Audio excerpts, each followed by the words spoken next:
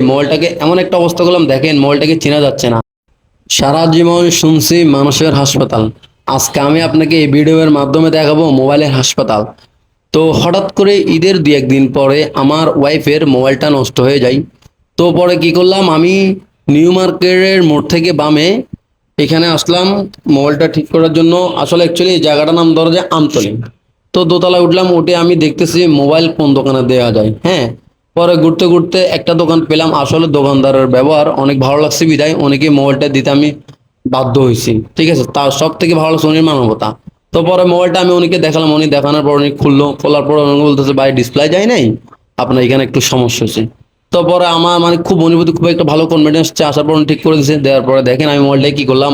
আপনারা মোবাইলটা ছবি দেখলে বিশ্বাস করবেন না যে আমি আপনাকে প্রথম যে মোবাইলটা দেখাচ্ছি এই মোবাইলটা ওই মোবাইলটা ছিল। পরে আমি মোবাইলটার বিভিন্ন স্টিকার, পরে মোবাইলের আপনার প্রোটেক্টর গ্লাস, মানে সবকিছু মিলিয়ে মোবাইলটাকে এমন একটা অবস্থা করলাম, দেখেন মোবাইলটাকে চেনা যাচ্ছে না। হ্যাঁ, আমার হাতে যে প্রথম মোবাইলটা ছিল এটা কি ওই মোবাইল নাকি, অবশ্যই কমেন্ট করে জানাবেন।